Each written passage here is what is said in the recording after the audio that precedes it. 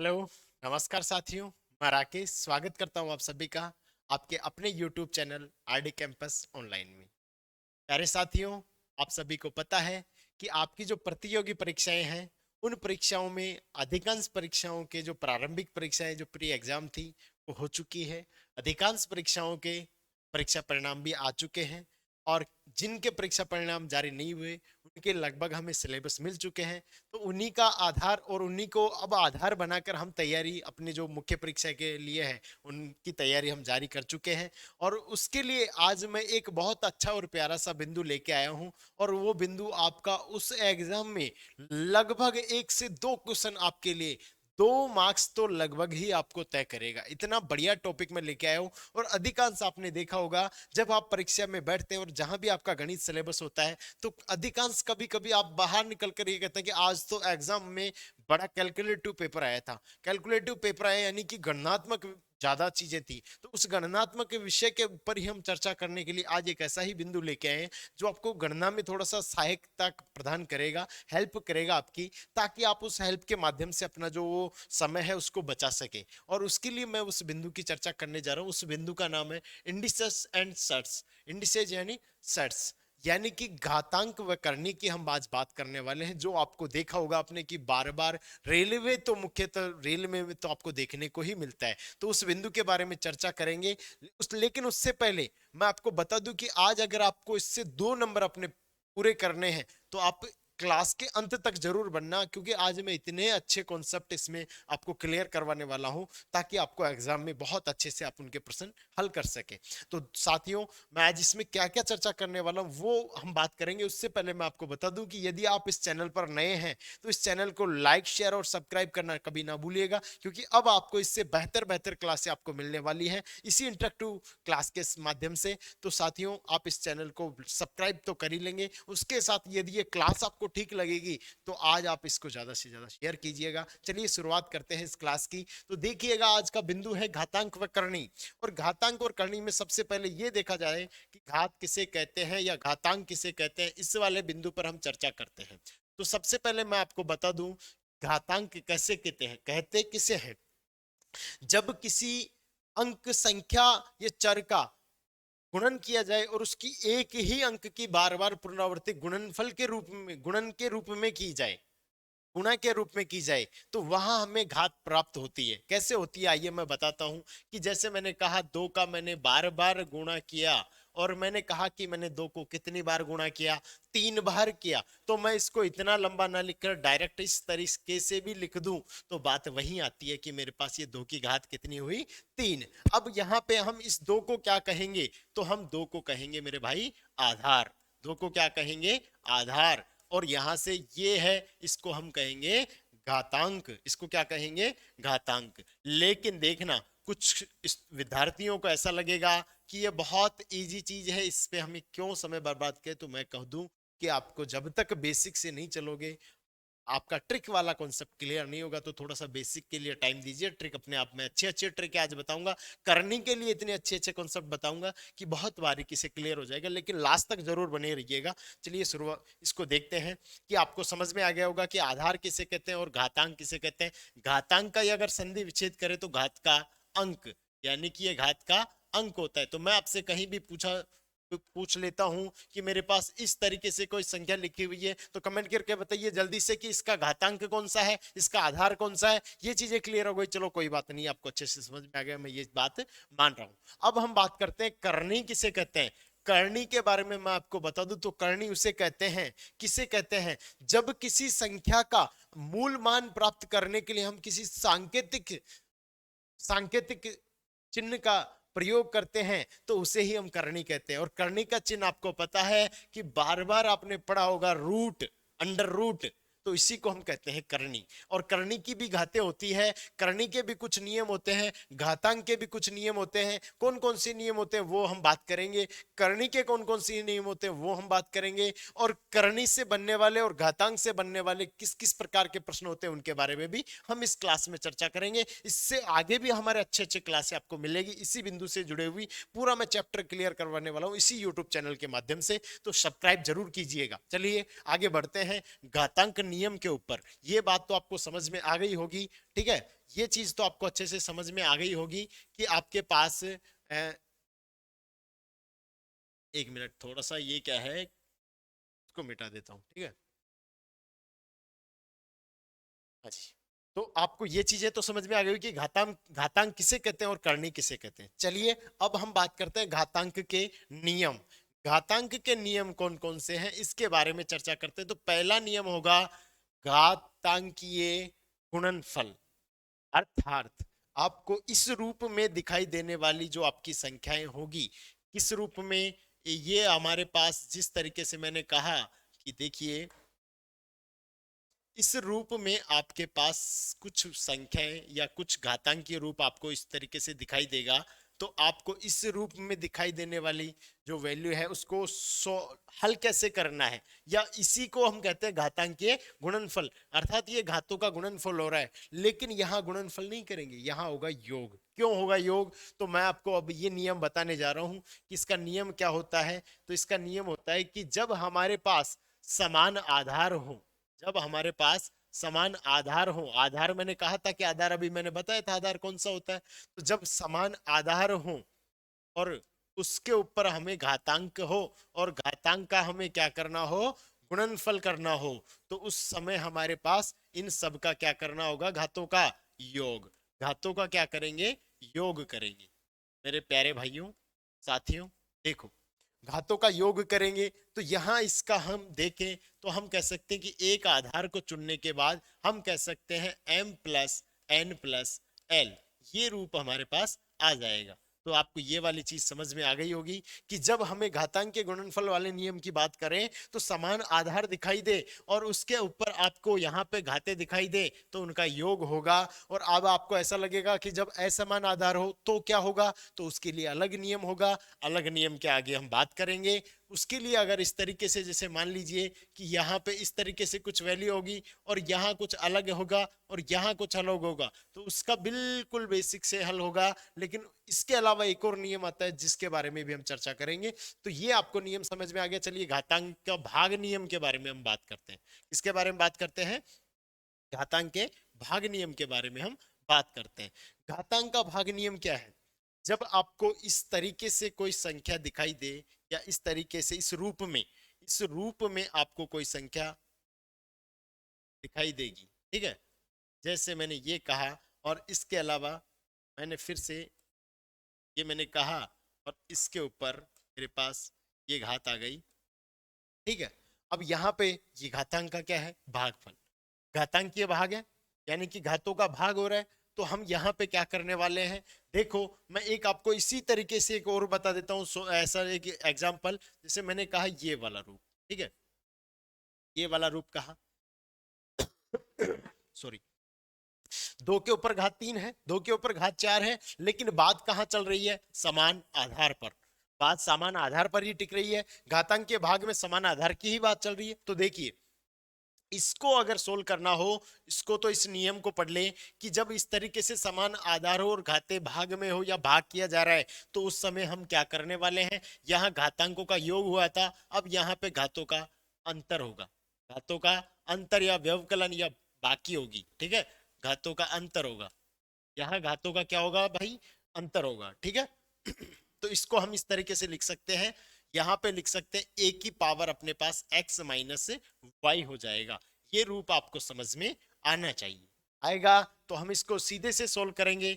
यहाँ पे मेरे पास 2 और उसके बाद में मेरे पास 3 माइनस 4 और यहाँ कितना आ जाएगा, 2 की पावर माइनस 1। अब कुछ लोग मेरे भाई हैं जो ज्यादा समझदार हैं वो डायरेक्ट कर देंगे कि इसका हो गया आंसर 2। अरे मेरे भाई माइनस की घात का ऐसे डायरेक्ट आंसर नहीं लगता है, इसमें भी कोई और नियम लगता है, वो नियम भी हम अभी बात करने वाले हैं। जब हम हमारे व्युत्क्रम के बारे में बात करेंगे वो नियम आएगा। तो यहाँ पे दो नियम आप अच्छे से समझ गए होंगे, हमारा एक तो घातीय गुणनफल और एक घातीय भाग। आया समझ में आपको, अच्छे से आया होगा। चलिए अगले नियम के बारे में हम बात करते हैं। थोड़ा सा इसको मैं मिटा देता हूं भाई, इसको हटाने के बाद हम और आगे बात करेंगे, ठीक है। तो हम अगला नियम जो हमारा होगा वो होगा घात की घात। जैसे आपको सीढ़ियां चढ़नी होती है ना, वैसे ही हमारा घात का घात है जो ये नियम होगा घात का घातांक का नियम होगा जैसे सीढ़ियां चढ़ते हैं वैसे, तो थोड़ा सा समझने का प्रयास कीजिएगा कि कैसे है घातांक नियम। देखिए यहाँ मेरे पास ये मेरा आधार है और इस आधार के ऊपर मैंने n घात लगा दी है, इसके ऊपर m घात लगा दी है, तो इसका जो सरल रूप होगा वो सरल रूप मेरा हो जाएगा, इसका जो सरल रूप होगा वो हो जाएगा a की पावर, मेरे पास a की पावर n m। अर्थात मेरे पास मैंने क्या सीखा कि जब ब्रैकेट के इस तरीके से घात, सॉरी ये इसके लिए है ना, ये इसके लिए इसका नियम नहीं है, ये तीर थोड़ा आप ये देख लो, इसका नियम है ये, ठीक है। घात की घात, सिड्डी के ऊपर सिड्डी चढ़े ना, वैसे घात के ऊपर घात लगी हो, सिर के ऊपर सिर, सिर के ऊपर, ऐसा नहीं है। बहुत बार क्या होगा, कई लोग हैं जो कंफ्यूजन में भी हो जाएंगे कि जैसे a के पावर n m इस तरीके से लिखा तो ये घात की घात नहीं है, ऐसा होगा तो ही घात की घात होगी, ऐसा यानी कि खोपड़ी के लगभग ऊपर लगा होगा ना, उसी को घात की घात बोलेंगे। तो यहाँ पे इस तरीके से हो तो ब्रैकेट के अंदर बाहर, यानी कि इसको आप समझ भी सकते हैं जब बोर्ड मास का नियम पढ़ा होगा तो, कि ब्रैकेट के अंदर और बाहर लगने वाले को ऑफ चिन्ह से यूज करते हैं जब तक कोई चिन्ह ना दिया हो। अर्थात इसको हम का यानी गुणा, मल्टीप्लाई करके हम लिख सकते हैं, ठीक है। तो हम यहाँ पे कोई ऐसी संख्या आपको जैसे लिखी होती और उसके यहाँ पे इस तरीके से कुछ लिखा होता और आपसे पूछा कि बताओ इसका सरल रूप क्या होगा, तो आप क्या कहेंगे, इसको हम इस तरीके से लिख सकते हैं 3 की पावर 10, ठीक है। समझ में आई बात। ये हो गया घात की घात वाला नियम। मैं अभी नियमों के बारे में जिक्र कर रहा हूं, थोड़ा सा टाइम दो, फिर मैं अच्छे अच्छे क्वेश्चंस भी आपको करवाऊंगा इसके बाद। चलिए अगला नियम बात करते हैं, गुणनफल की घात। गुणनफल की घात बिल्कुल इसके जैसा ही सेम है, लेकिन थोड़ा सा इसमें परिवर्तन होने वाला है। वो क्या होगा देखो, अरे मेरे भाई कहाँ अटक रहा है तू, ठीक है। अब हम बात करते हैं इसको मिटाने के बाद, ये अभी मिट गया, लो अच्छा, और मिट जा। हाँ जी। अब देखो भाई, अब अगला नियम जो अपना है वो क्या है, देखो ये नियम है गुणनफल की घात। इसमें होता क्या है, अभी आप देख पा रहे थे कि आपने घात को समान नहीं किया था, आपने आधार को समान किया था और घात आपकी अलग अलग थी, तो आपने योग किया, अंतर किया, जो भी काम किया आपने किया, ठीक है। अब हम बात करते हैं कि यहाँ पे गुणनफल की जो घात है वो कैसे है। तो यहाँ पे आपके पास जैसे मान लीजिए मैंने a लिखा, यहां मेरे पास मैंने लिखा b लिखा और यहाँ c लिखा, ये डॉट है यानी ये आपस में गुणा में है, ठीक है, या गुणनफल इस तरीके से लिख दूं। उसके बाद में मेरे पास यहाँ जो पावर है वो भी n है, यहाँ n है और यहाँ भी n है। तो इस वाली कंडीशन में आपके क्या लिख सकते हैं, तो आप कह सकते हैं कि मेरे पास इस वाली कंडीशन में ये आपस में आधार गुणा हो जाएगा और इनकी तीनों की पावर एक ही हो जाएगी। समझ में आई बात। तो ये वाला नियम मेरे लग जाएगा। यहां तक बात क्लियर है। चलिए अगले नियम की तरफ चलेंगे और अगले नियम के साथ ही हम आगे बढ़ेंगे। ये आपको अच्छे से समझ में आना चाहिए। ये बेसिक नियम है कि आपको जब आधार समान हो और घातें यहाँ पे जब आपके गुणा में हो तो उस समय आपके पास इनका योग होगा, यदि भाग में हो तो यहाँ पे अंतर होगा, और यदि घात की घात हो, लेकिन घात की घात का भी दो रूप होता है। अभी मैंने पहला रूप बताया कि घात की घात है जो ब्रैकेट के बीच से अंतर बनाए रखे, तब तो वो आपस में घातें क्या होगी, गुणा, ठीक है। अब हम बात करते हैं अगले के ऊपर। अगला नियम क्या है, व्युत्क्रम का नियम। अगला नियम क्या है मेरे भाई, व्युत्क्रम का नियम। किसका व्युत्क्रम करना ये देखिए भाई, किसका व्युत्क्रम करना ये देखिए। तो हम पढ़ रहे हैं व्युत्क्रम का नियम। अभी तो हम व्युत्क्रम कर रहे हैं, जैसे मेरे पास यहाँ पे लिखा हुआ है कि मुझे a और यहाँ पे घात लगी हुई है। मैं इसको थोड़ा सा कलर चेंज कर देता हूँ ताकि अच्छे से समझ में आए। यहाँ पे मेरे पास मैंने इसको ये दे दी घात मेरे भाई, ये वाली।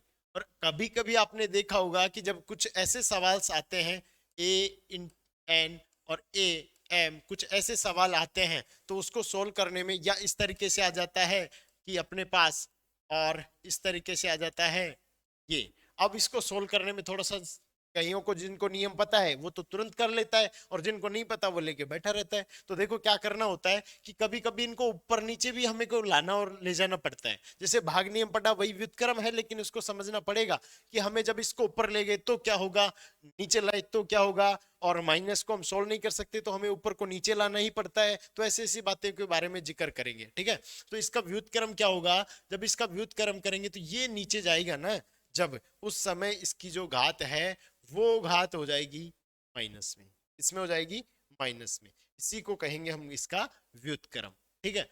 ये हो जाएगी माइनस में। अगर ए की घात एन का व्युत्क्रम करे तो 1/a की घात माइनस एन हो जाएगा। बात समझ में आई। अगर ये रूप आपको दूसरी तरीके से दिया होता, यही चीज आपको दूसरी तरीके से कैसे दिया होता, देखो इस तरीके से दिया होता कि यदि एक की घात आपके पास, एक की घात यदि आपके पास n है, सॉरी मैं यहां से इसको हटा देता हूं और यहां लिखता हूं। मैं जो लिखना चाह रहा हूं वो क्या मैं बताना चाह रहा हूं कि एक की घात इस तरीके से पहले से ही -n दिया होता। अब आपको इसको ऐसे सोल्व नहीं कर सकते हैं तो क्या किया जाए, तो उसको अभी मैंने कहा था कि आपके पास, जैसे मैंने यहां बताया था कि 2 की घात -1 आ गई। अब कुछ कहेंगे कि इसका आंसर क्या होगा 2, लेकिन नहीं, क्योंकि माइनस की घात का आप डायरेक्ट आंसर नहीं दे सकते। उसको आप इस व्युत्क्रम का नियम आपको पता है तो आप इसको लिख सकते हैं 1/a की घात -n को आप जब नीचे लेके जाएंगे तो ये हो जाएगी आपके पास प्लस, और ये हो जाएगी a की घात n। अब यहाँ पे इसी को आप इस तरीके से लिख सकते हैं a की घात, जब ये 2 की घात -1 है ये बटे में जाएगा तो प्लस में, और इसको आप लिख सकते हैं 0.5। समझ में आ रही है बात। तो कभी कभी ऐसे नियमों का जब यहाँ पे उपयोग करोगे, ये एक माइनर सी मिस्टेक हो जाती है बच्चे से और वो गलती करके आ जाता है। देखो कोई बड़ी बात नहीं थी, लेकिन उसको नियम पता नहीं था किसका, व्युत्क्रम का। अगर व्युत्क्रम का नियम पता होता तो वो पता कर लेता कि जब माइनस को मैं डायरेक्ट आंसर नहीं दूंगा, पहले इसका मुझे क्या करना होगा, व्युत्क्रम, और व्युत्क्रम करूंगा तो मेरे आंसर मिल जाएगा। कभी कभी ये उसको ढूंढेगा ऑप्शन में, नहीं मिलेगा, अरे मिलेगा कहाँ, इसका आंसर आए, ऐसे डायरेक्ट आंसर होगा ही नहीं इसमें, ठीक है। चलो अगला नियम बात करते हैं। अगले नियम के बारे में हम बात करते हैं। ये नियम आपको मैं उम्मीद करता हूं समझ में आया होगा। चलिए अगला नियम हमारा क्या कह रहा है इसके बारे में हम चर्चा कर लेते हैं, ठीक है। अगला नियम क्या कह रहा है, देखो अगला नियम कह रहा है कि घातांक का शून्य नियम। ये भी बहुत प्यारा और अच्छा नियम है, अक्सर आपको देखने को मिलता है, अधिकांश को पता भी नहीं होता है लेकिन वो रट के जाते हैं। जब घात 0 हो जाए उसका आंसर 1 आता है। क्यों आता है, कैसे आता है, उसके बारे में हम बात करेंगे, ठीक है। अगर बोर हो रहे हैं तो कमेंट करके बताना, थोड़ा और अगली बार इंटरेक्टिव इसमें थोड़ा सा इंटरेक्शन, मतलब थोड़ा एंजॉयमेंट करेंगे, डालेंगे, है ना। तो आपको इसको थोड़ा सा मनोरंजन तरीके से देखना है ताकि अच्छे से समझ में आए। और जब तक आनंद के साथ कक्षा को नहीं देखेंगे ना, तब तक पूरी ना तो कक्षा देखेंगे और ना उसको ग्रहण करेंगे। तो थोड़ा आनंद के साथ उस कक्षा को देखिए कि क्या मजा आ रहा है सीखने में, है ना। चलिए आगे बात करते हैं। थोड़ा सा बच्चा बन के सीखिएगा क्योंकि ये बच्चे वाले नियम है, और लेकिन काम बड़े के आते हैं, तो बच्चे वाले नियम को बच्चों की तरह सीखिएगा। चलिए बात करते हैं व्युत्क्रम का घात का नियम। इसको अभी पढ़ रहे थे ना, घातांक का शून्य नियम। ये घातांक का शून्य नियम क्या है इसके बारे में बात कर लेते हैं। देखिए घातांक का शून्य नियम क्या कहता है, जब आपको इस तरीके से कोई चीज लिखी हुई होती है, आपको पता है कि ये 0 है, एक की घात 0 है, और 0 है तो इसका आंसर कितना आता है, 1 आता है। ये सर्वविदित है और ये आपको पता रखना है कि इसका आंसर 1 ही आएगा। जब आपको इस तरीके से आपका कुछ सॉल्यूशन करने के बाद में, जब आपका कोई सॉल्यूशन कर रहे हैं और उसके बाद में आपके पास, जब आप सॉल्यूशन कर रहे हैं और उसके बाद इस तरीके से आपकी वैल्यू बच जाती है, तो उसका आंसर आपके 1, 1 और 1 यही आंसर होगा। ये मैं भी स्वीकार करता हूं, लेकिन आपको पता होना चाहिए कि ये क्यों होगा, ठीक है। इसको मैं आपको सिखाने की कोशिश करता हूं कि ये क्यों होगा। अब देखिएगा, मैं भी ये मानता हूं कि ये होगा, लेकिन क्यों होगा इसके बारे में भी सीखना जरूरी है। आप जब इसको इस तरीके से लिख रहे हैं, आप मुझे बताइए कि 1 की घात 0 क्यों हुई। अरे मेरे भाई मुझे बता कि जब 2 में से 2 घटाऊं तो मेरे पास क्या 0 आता है, मैं 1 में से 1 घटाऊं तो क्या मेरे पास 0 आता है। तो क्यों ना मैं अगर यहां से इस 1 को क्या मैं इस तरीके से नहीं लिख सकता, लिख सकता हूं ना। और लिख सकता हूं तो क्या मेरे पास ये 1 है, इसको 1 रहने देता हूं, रहने देता हूं। अब मैं यहां से फिर कहता हूं कि मेरे पास मैं इसको, अभी मैंने एक नियम पढ़ाया आपको जो गुणनफल का नियम था, उसमें मैंने कहा कि इसका आधार एक हो, या मैंने अभी कहा कि घातांक का गुणनफल घातीय गुणनफल पढ़ाया तो मैंने कहा था कि ये घातों का अंतर कब होता है, जब ये भाग में हो, अर्थात ये जब इस तरीके से नहीं हो सकती है क्या, यहाँ पे ही मैं इसका भाग लगा के बता देता हूं, ये क्या इस तरीके से नहीं हो सकती है क्या, हो सकती है कि नहीं हो सकती है, बताना कमेंट करके। अब हो सकती है तो क्या मैं इसी को इस रूप में नहीं लिख सकता क्या, देखिएगा, इसको क्या मैं इस रूप में नहीं लिख सकता क्या, और लिख सकता हूं तो क्या मुझे बताइएगा कि आपने ये तो सीखा ही होगा मेरे भाई, क्या सीखा होगा कि जब 2/2 होता है तो आप उसको काट कर एक आंसर ले आते हैं, तो आप यहां से कह सकते हैं कि ये कट के एक आएगा कि नहीं आएगा, आंसर आएगा कि नहीं आएगा। तो मैंने सिखाने का यही प्रयास किया कि सब लोग जानते तो हैं कि घातांक का शून्य नियम है, लेकिन ये शून्य है क्यों, कैसे आता है, और ये एक ही क्यों आता है। अब आपको रटने की जरूरत नहीं पड़ेगी, अब आपको अच्छे से समझ में आया कि ये वाकई में ही एक होता है कब, जब इसकी घात 0 होगी। मैं आपसे कभी ये बना के प्रश्न दे दूं कि मेरे पास एक 10.5 है, इसकी घात 0 है, एक आएगा, लेकिन क्यों, अब आप कुछ नहीं कहोगे क्यों, ये तो पता है कि सर होगा, ये मैंने पढ़ा है, अरे होगा तो क्यों होगा ये बता, तो नहीं बता पाएंगे कुछ भी, ऐसा नहीं कहूंगा कि सब, लेकिन वो जो रट्टा मारते हैं वो नहीं बता पाएंगे, ठीक है। तो ये बात आपको अच्छे से समझ में आ गई होगी। अगला नियम है जो उसके बारे में चर्चा करते हैं। कुछ अगर ये क्लास मान लीजिए कि नियमों से ही भर जाती है या बड़ी हो जाती है तो कोई बात नहीं है, धैर्य रखिएगा, क्योंकि संयम रखने से ही सफलता मिलती है, और उस सफलता को पाने के लिए बहुत तरीकों से आपको संयम रखना होगा।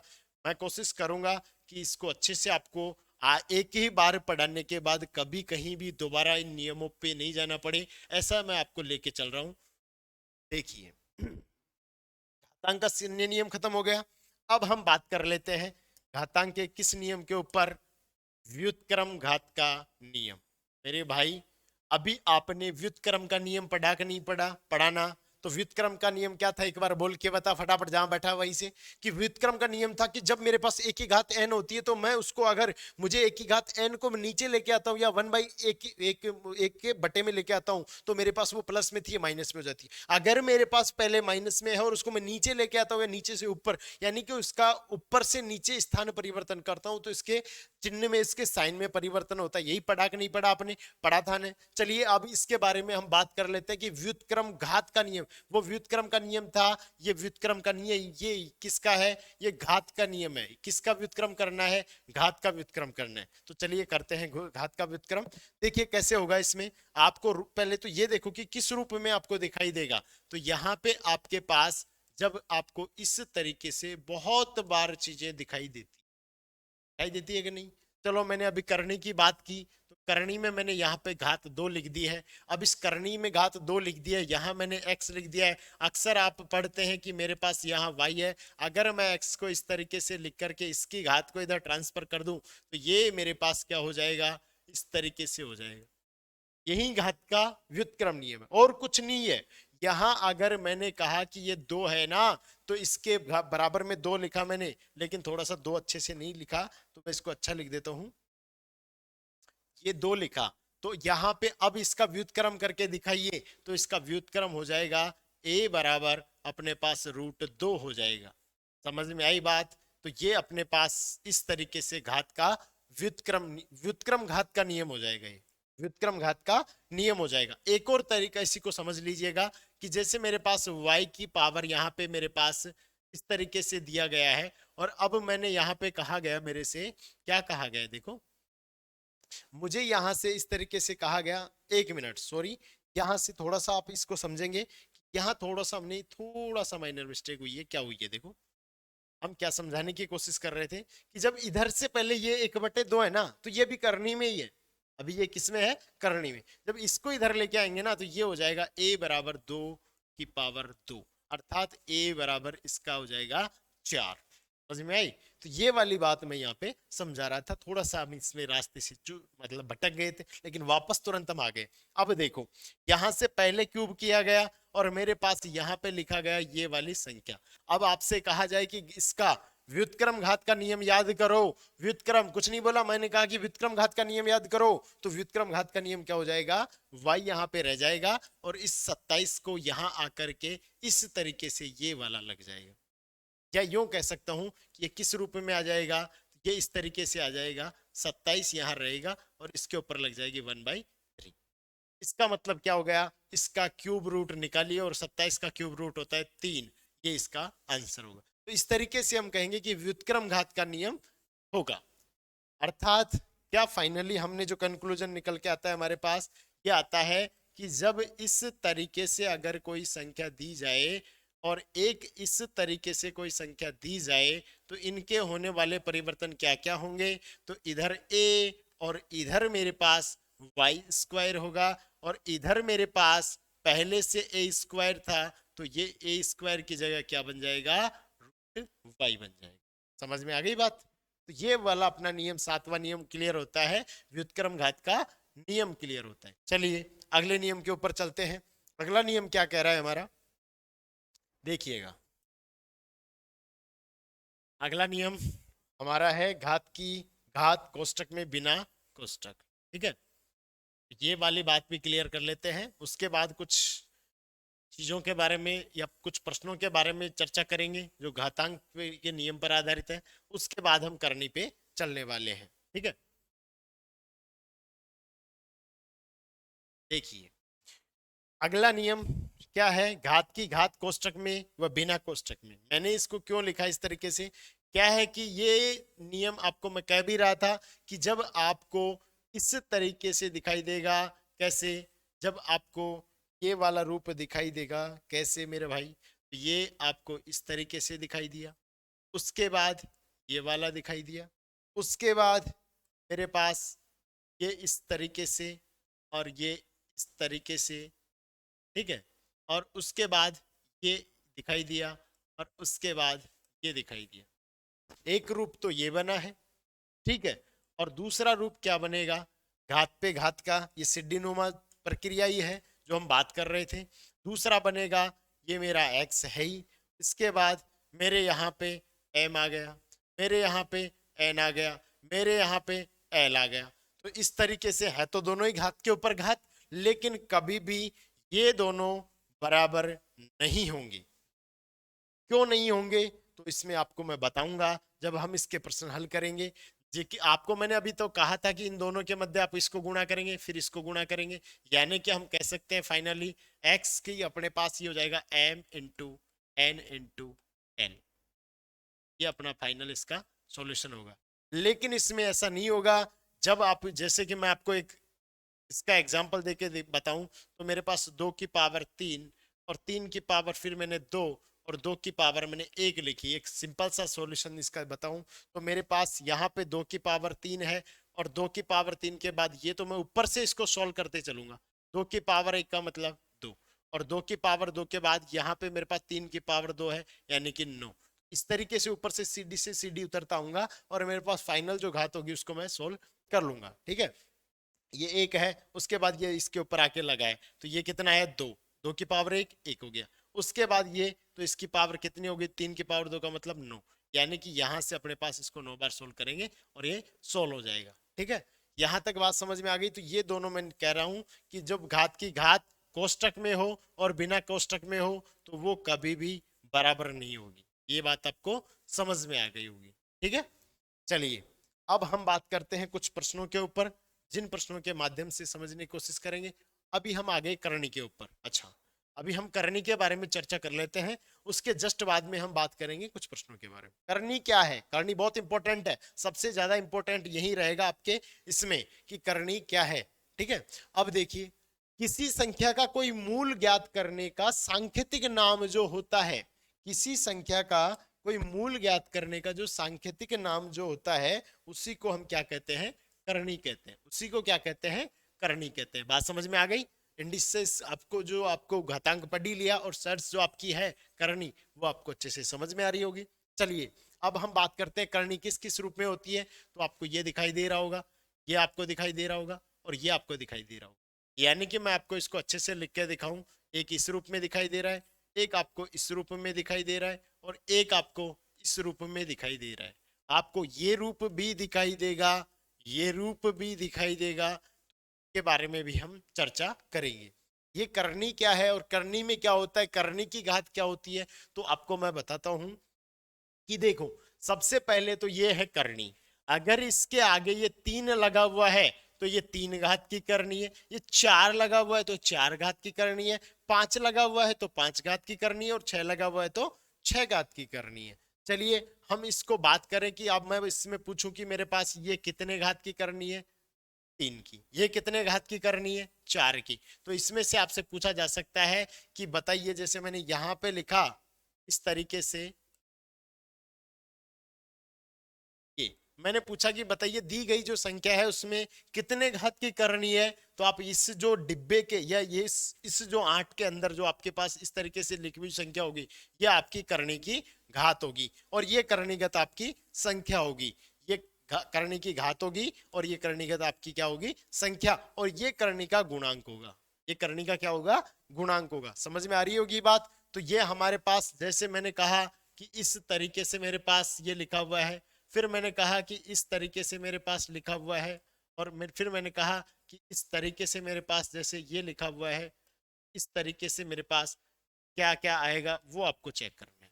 ठीक है, इस तरीके से देखना है। तो आपके पास लगभग यहां से देखते हैं कि 2 को 4 बार 16, 5 7 32 और 6 64, लगभग इस तरीके से 8 आ जाएगा यहाँ पे। जो भी आपके पास गुणन में आए वो इस तरीके से अपन सोल्व करते हैं और इस तरीके से घात लग जाती है। ठीक है, जैसे ये ले लो अपने पास ये, और इसके बाद यहाँ मैंने लगा दिया इसको 5। तो यहाँ पे इसका क्या सॉल्यूशन हो सकता है, तो आप इसके जब गुणनखंड करेंगे तो ये 5 बार होंगे, और 5 बार होगा तो जो अपने पास सेम संख्या हो रही है वही अपने निकल के आ जाएगा, और वही अपने पास इसकी जो मूल, इसका मूल मान हो जाएगा। इसका मूल मान कितना हो जाएगा, 2। ये मूल मान ज्ञात करने के लिए जो चिन्ह या सांकेतिक नाम जिसका प्रयोग करते हैं वही हमारी क्या होती है, करनी होती है। ठीक है, अब बात करते हैं करनी के प्रकार। अब हम क्या बात करते हैं, करनी के प्रकार। तो मित्रों समझ में आ रहा होगा, क्लास को मैं एक बार देख लेता हूँ अच्छे से चल रही है। हाँ देखो, आपको ये समझ में आ रहा होगा कि करनी कितने प्रकार की होती है। तो आइए बात करते हैं करनी के प्रकार में, सजातीय करनी या समान करनी, और फिर बात करते हैं विजातीय करनी या असमान करनी। तो चलिए, आपको ये तो समझ में आ गया कि करनी किसे कहते हैं, करनी की घात क्या होती है, करनी की जो करणीगत संख्या होती है वो क्या होती है, कितने कितनी करनी हो सकती है, और मूलमान कैसे ज्ञात किया जाता है। ये तो आपको अच्छे से समझ में आ गया होगा।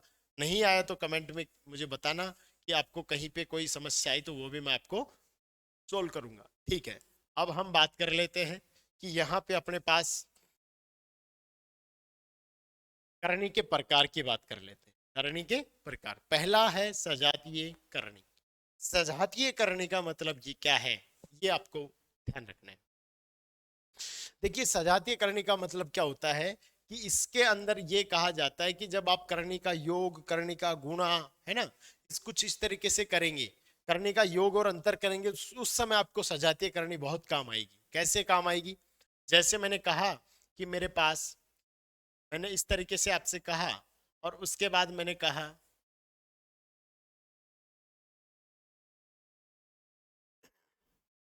कि सॉरी, करणीगत संख्या भी समान होनी चाहिए।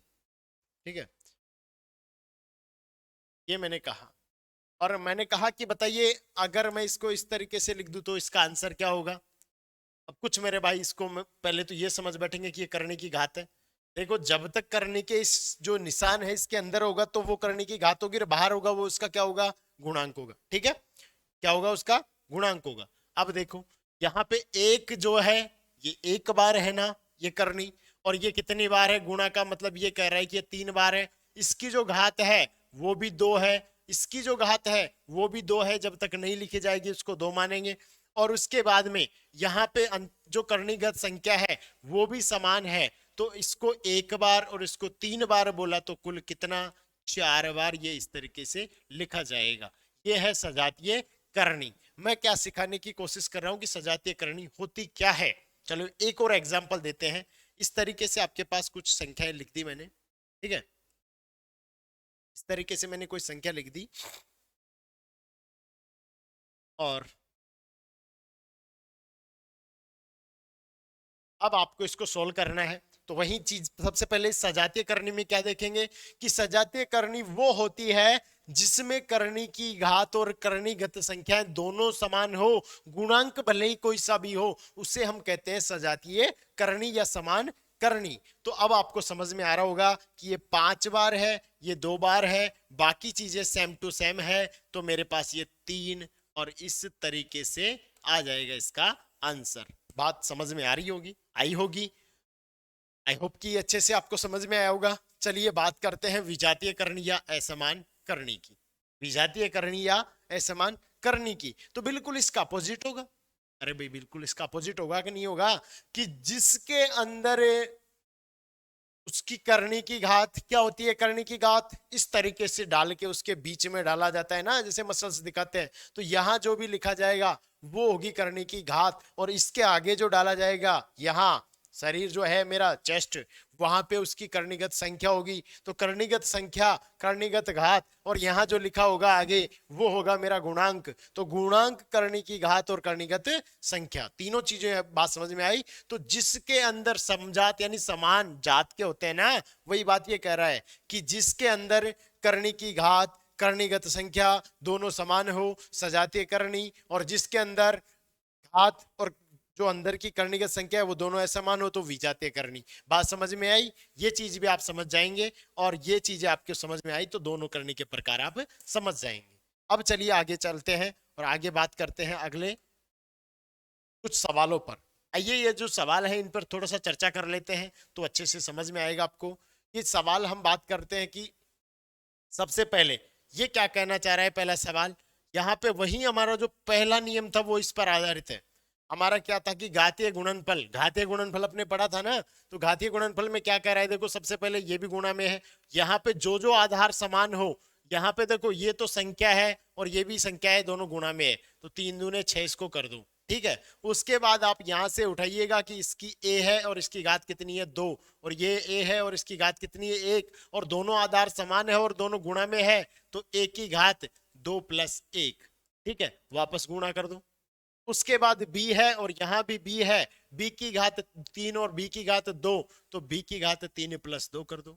उसके बाद मेरे पास यहाँ c की घात 4 और यहाँ पे c की घात 3 है, और बीच में गुणा भी है ना, तो गुणा है, तो यहाँ पे मेरे पास क्या कर दे, ये इस तरीके से डॉट लगाकर c की घात 4 + 3।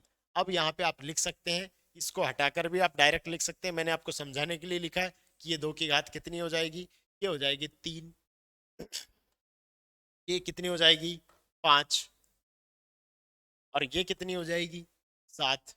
यही मैं आपको समझाने की कोशिश कर रहा हूं कि ये इसका सिंपल रूल, सिंपल फेस हो गया। अब इसके बाद आप कहें कि इसको, तो दोनों आधार अलग अलग है, ये गुणा ना तो गुणा होंगे ना जुड़ेंगे, इनको तो सरल करके लिखना होगा, नहीं यही आपका फाइनल आंसर होगा। चलिए आगे बात करते हैं अगले प्रश्न के ऊपर। अगला प्रश्न क्या कह रहा है हमारा, देखिएगा वही बिल्कुल सेम है, लेकिन इसमें आ गया चिन्ह भाग का नियम। वापस याद करो फटाफट, मैंने घातीय भाग का नियम बताया था। घातीय भाग यानी कि दो जब घात ऊपर नीचे दोनों बराबर हो आधार, तो बराबर को ऊपर लेके आएंगे और घातें घट जाएगी। तो वही नियम हमारे यहाँ पे काम आ रहा है कि 12 और यहाँ पे भी 12 है, ठीक है। वैसे यहाँ पे 2 होना चाहिए था, लेकिन 12 मैंने लिखा है। चलो मैं इसको एक काम करता हूँ, सवाल को थोड़ा चेंज कर देता हूँ, ठीक है। सवाल को थोड़ा चेंज कर देता हूँ। कैसे होगा सवाल चेंज, अभी देखो। सवाल बनाना और चेंज करना भी हम अपने आप सीख जाते हैं जब आप सवालों को हल करते हुए चलते हैं। यहाँ पे मैं, यहाँ पे मान लीजिए कि मेरे पास मैं ये लिख देता हूँ, अब हो गया मेरा सवाल चेंज। अब देखो सोल्व करते हैं। क्या करना है, भाग में जब लाएंगे तो आप क्या इसको इस तरीके से लिख सकते हैं, क्या आप इसको इस तरीके से लिख सकते हैं, क्या इसको इस तरीके से लिख सकते हैं मेरे भाई, लिख सकते हैं। आप इसको इस तरीके से बिल्कुल लिख सकते हैं। और ये लिखने के बाद अब क्या करेंगे, देखो वही बात आ गई कि ऊपर नीचे है ना, तो घटाते चलेंगे। ये 2 से घट गए, ये 6 बार, चलो ये तो ठीक है। ये 2 बार है, ये 1 बार है, कितना बचेगा 1 घात, डायरेक्ट लिखो। ये 2 बार है, ये 4 बार है, कितना बचेगा 2। ये 3 बार है और ये 3 बार है, कितना बचेगा 0। और 0 का एक ही आता है, लिखो तो ठीक है, नहीं लिखो तो ठीक है, बात खत्म। तो ये आपका फाइनल आंसर हो जाएगा, ठीक है। ये आपका क्या हो जाएगा, फाइनल आंसर हो जाएगा। इसके बाद अगले सवाल के ऊपर चलते हैं। ऐसे छोटे छोटे सवाल है जो आपको मैंने जो नियम बताए उन्हीं के आधार पर है, जो आपको जल्दी से समझ में, इसलिए मैंने ये सवाल लिए हैं आपके। कुछ आगे और बातें करेंगे। फिर देखो ये नियम क्या कर रहा है, 5 की घात 1/4, और ये यहाँ पे है। तो इसको थोड़ा सा सॉल्यूशन करने से पहले कहीं आप व्युत्क्रम वाले नियम पर मत चले जाना, थोड़ा समझना कि क्या मैं इसको इस तरीके से तो लिख दूं, लेकिन पहले इसको थोड़ा सा सोल्व कर लूं। तो ये मेरे पास 25 है, और 25 के जब आप फैक्टर करते हैं तो क्या आप 25 के जब फैक्टर करते हैं तो क्या आप इसको इस तरीके से नहीं लिख सकते हैं क्या, 5 × 5, और 5 × 5 को क्या 5 की पावर 2 नहीं लिख सकते हैं क्या? तो 5 की पावर 2 लिख सकते हैं, तो 5 की घात 2। और इसके यहाँ पे जब ये देखो मेरे पास 0.25 है, जब इसको सोल्व करेंगे, या इसको हम डायरेक्ट गुणा भी कर लेते हैं, लेकिन गुणा करने पर भी वही बात आएगी, इसको सोल्व करें तो आप 1/4 लिख सकते हैं, और 4 लिख सकते हैं। तो जब ये यहाँ से कटेगा तो ये 1/2 भी रख लो, या इसको आप इससे आगे भी सोल्व कर सकते हैं। ठीक है, कैसे लिखेंगे, जैसे ये 1/4 है, ये 1/4 ये है, ठीक है, ये 25 है, 25 को हम यहाँ से चेंज करके यहाँ पे लेंगे तो 1/2 हो जाएगा। अब इसके बाद में दोनों सेम सेम आधार हो गए और गुणा में है, तो 5 यहाँ रह जाएगा, 1 प्लस 1/4 प्लस 1/2, और अब इसको सोल्व करेंगे तो इधर आएगा 2, और इधर आएगा अपने पास 1, 3/4 हो जाएगा। तो 5 की पावर 3/4 हो जाएगा। देखो क्या है सवाल, 5 की पावर 1/4 और 25 की पावर 0.25 है, और 0.25 को आप क्या लिख सकते हैं, 1/4, 1/4 लिख सकते हैं। अगर इसको मैं 5 ही रखूं तो ये वो सिंपल सा हो जाएगा, और अगर इसको 25 रखूं तो यहां से इसको मैं 5/5 रखूंगा, और 5 की घात जब अंदर बाहर होगी तो गुणा होने पर ये कटेगी 2, और इसके बाद दोनों को जोड़ेंगे तो ये अपने पास इसकी पावर आ जाएगी 5 की पावर 3/4 हो जाएगी। ठीक है, कोशिश करना सॉल्व करने की, हो जाएगा, नहीं होता है कमेंट कीजिएगा। ठीक है, चलिए आगे बात करते हैं अगले प्रश्न के ऊपर। ये वाला प्रश्न है, इसको थोड़ा सा समझने की कोशिश करना, अच्छा प्रश्न है। कैसे करेंगे, तो वही बात, आपको इसके सबसे पहले तो फैक्टर करने आने चाहिए कि ये किसका फैक्टर कितना है। तो ये फैक्टर देखो, यहां से मैं इसको थोड़ा मिटा लेता हूँ। अब तो आपको जगह स्पेस की जरूरत पड़ेगी, और जरूरत पड़ेगी तो इसको हटा लेते हैं हम, है ना। ठीक है, इसको हटा लेते हैं।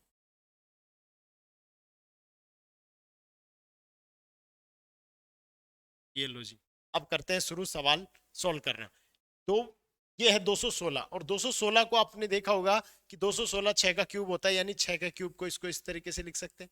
उसके बाद में अपने पास इसकी जो कंप्लीट पावर है वो -2/3 है, और इसके बाद जो ये भी भाग में है, और 1/27 को आप लिख सकते हैं 3 की घात 3, और उसके बाद इसकी पावर भी ये -4/3 है। ठीक है, -4 बटे कितना है, 3 है।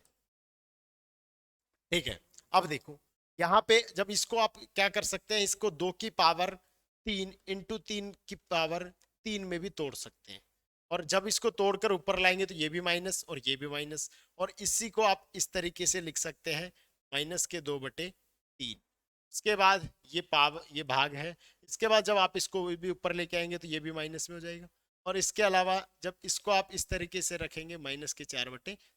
क्यों, मैंने सारे नियम सिखाए हैं, ऊपर आया व्युत्क्रम हुआ, इसको कैसे टुकड़े में बांटा, सब चीजें सिखाई है। तो अब आपको दिमाग नहीं वो करना है, इसे पकड़ के नहीं बैठना है कि क्या क्या एक साथ कर रहे हो, कुछ बता तो दो। तो बताऊं क्या, मैंने सारे नियम पहले इतना गला फाड़ फाड़ के बताया, तो अब तो आपको दिक्कत आनी ही नहीं चाहिए। चलिए देखो, यहाँ देखिएगा भाई, यहाँ मैं क्या सिखाने की कोशिश कर रहा हूँ मेरे भाई। यहाँ देखो, अब ये इसको आप क्या लिख सकते हैं, इसको आप इस तरीके से लिखेंगे। देखो यहाँ ऊपर मैं आपको सिखा रहा हूँ, ध्यान से सीखना। टाइम का वो कर रहा है भाई, टाइम तो वैसे ही ज्यादा लग रहा है सिखाने में। अब देखो, देखो ये इसको आप लिख सकते हैं इस तरीके से भी, 2 × 3, और इसके बाद यहाँ लिख सकते हैं -3 × -2/, ये इसका दिया हुआ है। ठीक है, उसके बाद में ये भी माइनस है और ये भी माइनस है। उसके अलावा भाग है, उसके बाद यहाँ पे अपने पास ये भी इस बाहर आ जाएगी, घात गुणा हो जाएगी आपस में। अभी मैंने नियम सिखाया था आपको, नियम सारे सिखाए हैं तो आपको दिक्कत नहीं आनी चाहिए। उसके बाद -4/3, और इसके बाद जब ये ऊपर भी गुणा होगा, ये माइनस से माइनस आपस में गुणा के प्लस हो जाएगा, 3 से 3 कट जाएगा, तो ये बच जाएगा 2 की पावर 3 और 2 की पावर 3 है तो 2 बचाना, इसकी घात 2 मान लो, इसकी घात 2 मान लो, और इसको गुणा करेंगे ना तो ये थोड़ा सा चेंज होके इसमें जुड़ जाएगा भाग में। अभी देखना अभी कैसे होता है, मैं आपको सिखाने की कोशिश करूंगा। ये माइनस माइनस प्लस और 3 का भाग लगा ये 4, और इसको 3 की पावर -4 मानेंगे फिर। इस नियम से सीखने की कोशिश करेंगे। और 2 की पावर 2 और 3 की पावर, अब ये 3 की पावर अपने पास बच जाएगा, फिर ये जब ये जुड़ेगा और घटेगा तो ये माइनस के 2 बच जाएगा। इस तरीके से अपना सॉल्यूशन आएगा। आगे चलेंगे और इसको सॉल्यूशन करते चलेंगे, फाइनल अपना आंसर ये आ जाएगा। थोड़ा प्रैक्टिस करना, सारे नियमों को एक साथ यूज करना, और इन नियमों के बाद में इन पर लगाना। इन सभी के आंसर आपको एक एक मिलेंगे, नहीं होते हैं तो कमेंट करना। बहुत सिंपल है, कुछ नहीं है। ये भी आधार समान है, ये भी आधार समान है, और ये भी आधार समान है। और समान है तो जब ये आधार ये जुड़ेगी घातें तो ये कटेगी और बचेगा 0 और आंसर आ जाएगा। ये भाग में नियम है, इसको जब भाग का नियम वाला नियम लगाएंगे तो ये इस तरीके से इस रूप में आ जाएगा, a माइनस बी, और ब्रैकेट के बाहर a प्लस बी, और ब्रैकेट के बाहर a प्लस बी है तो वहां नियम लग जाएगा कि जब a माइनस बी और a प्लस बी गुणा में होता है तो वहां आपके पास a का स्क्वायर माइनस बी का स्क्वायर, और यहाँ भी a का स्क्वायर माइनस बी का स्क्वायर, यहाँ b माइनस बी का स्क्वायर c का स्क्वायर, और यहाँ c स्क्वायर a का स्क्वायर होगा। तो यहाँ पे ये सारी चीजें चलेगी, और उसके बाद में आपके पास जब कटेगा लास्ट में वो भी 0 बचेगी उसकी पावर, और 0 का मान 1 होता है, ये मैंने सिखाया है। चलिए आगे चलते हैं।